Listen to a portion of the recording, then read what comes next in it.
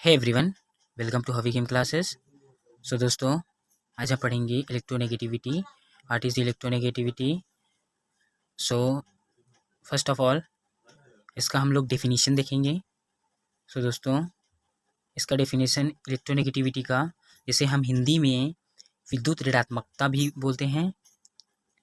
तो इसका डेफिनेशन किसी सहसंयोजक अणु में, जो कि कोवेलेंट बॉन्ड होते हैं, किसी सहसंयोजक अणु में किसी परमाणु द्वारा बंधित इलेक्ट्रॉन युग्म, जिसे हम बॉन्ड पेयर ऑफ इलेक्ट्रॉन को अपनी तरफ आकर्षित करने की क्षमता को, उस तत्व की विद्युत ऋणात्मकता कहते हैं या इलेक्ट्रोनेगेटिविटी कहते हैं। अर्थात कोई सहसंयोजक अणु है जिसमें दो परमाणु उपस्थित होते हैं, जिसमें साझे के इलेक्ट्रॉन युग्म प्रेजेंट होते हैं। तो जो मॉलिक्यूल अपनी और electron, bond pair of electron को जितना ज़्यादा अट्रैक्ट करेगा, अर्थात अपनी ओर आकर्षित करेगा, उसकी इलेक्ट्रोनेगेटिविटी सबसे ज़्यादा होगी, अर्थात विद्युत ऋणात्मकता उसमें ज़्यादा होगी। सो इसे हम एग्जाम्पल के थ्रू समझते हैं। मान लो हमारे पास, कल्पना करिए कि हमारे पास ए और बी, जिसमें एक अणु है जो अपने साझे के electron, bond pair of electron के थ्रू बॉन्डेड हैं। ये आपका अणु है।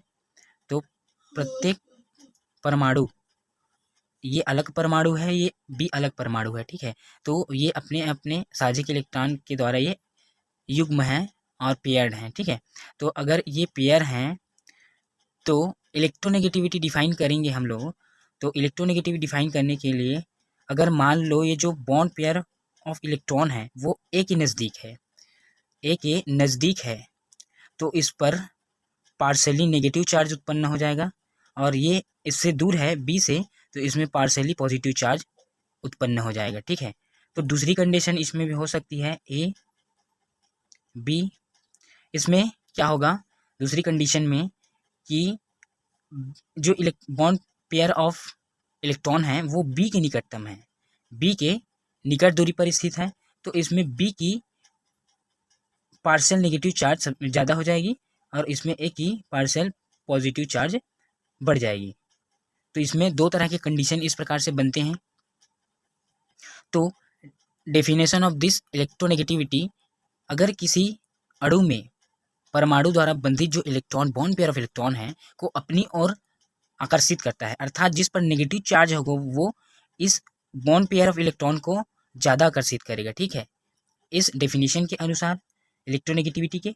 तो यहाँ पर फर्स्ट एग्जांपल में, हमारा फर्स्ट जो कंडीशन है उसमें जो इलेक्ट्रॉन है ए के नियर बाई है, तो ये ए परमाणु इलेक्ट्रॉन को अपनी ओर ज़्यादा आकर्षित करेगा, तो इसमें इलेक्ट्रोनेगेटिविटी पावर सबसे, अर्थात बी से ज़्यादा होगी, ठीक है। उसी प्रकार से सेकेंड एग्जाम्पल है हमारा, ये जो बॉन्ड पेयर ऑफ इलेक्ट्रॉन है ये बी के निकटतम है, अर्थात इसमें नेगेटिव चार्ज अधिक है, अर्थात इसकी इलेक्ट्रोनेगेटिविटी ए के कंपेयर में अधिक होगी। तो इस प्रकार से इसको हम लोग समझ सकते हैं, राइट। अब इलेक्ट्रोनेगेटिविटी को हम लोग आवर्त सारणी में देख लेते हैं। आवर्त सारणी या पीरियोडिक टेबल बोलते हैं इसको।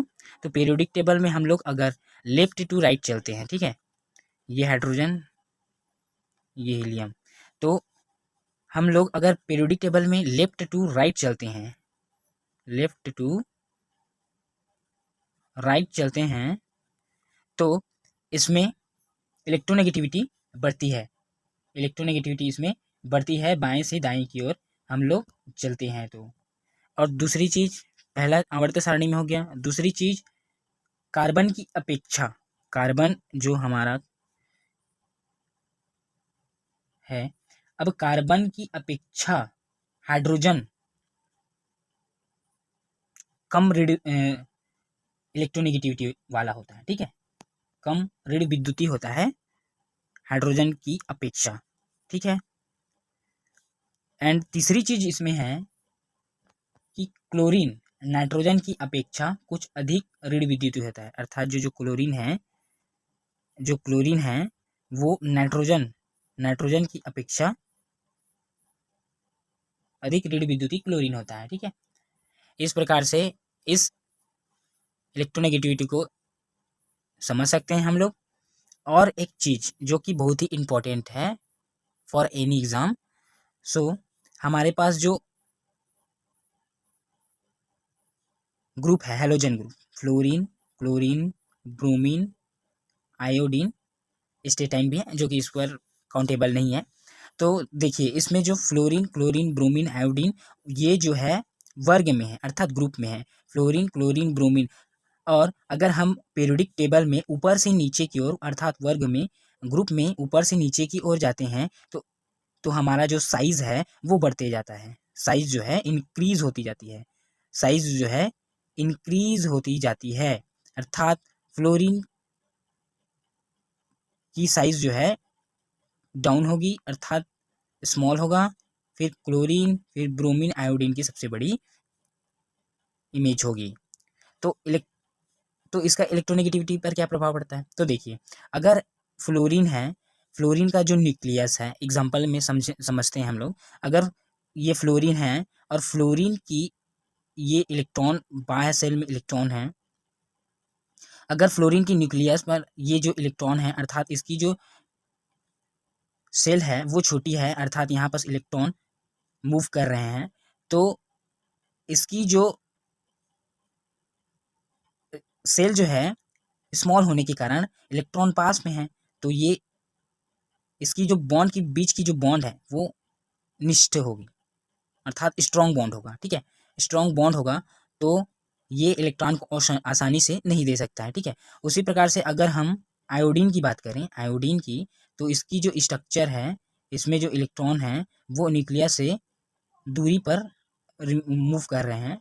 ठीक है, तो ये बॉन्ड जो है वीक होगा अर्थात इसकी लार्ज सेल होगी, लार्ज स्ट्रक्चर होगा। ठीक है, तो ये आसानी से बॉन्ड ब्रेक कर देगा, ये आसानी से नहीं देगा। ठीक है, अर्थात ये इलेक्ट्रॉन को अपनी ओर आकर्षित करेगा, अपनी ओर आकर्षित करेगा तो इसकी इलेक्ट्रोनेगेटिविटी बढ़ेगी, फ्लोरीन की इलेक्ट्रोनेगेटिविटी बढ़ेगी, फिर क्लोरीन की, फिर ब्रोमीन की, फिर आयोडीन की। अर्थात इसका जो ऑर्डर है इलेक्ट्रोनेगेटिविटी की वो फ्लोरीन में सबसे ज़्यादा होगा, फिर क्लोरीन में, फिर ब्रोमीन में, फिर एंड देन लास्ट आयोडीन में। ठीक है, तो इस प्रकार से इसको हम लोग डिफाइन कर सकते हैं। सो दोस्तों आशा करता हूँ ये वीडियो आप लोगों को समझ में आ गया होगा। सो लाइक, शेयर और सब्सक्राइब जरूर करिए मेरे चैनल को। Thank you so much for watching my videos.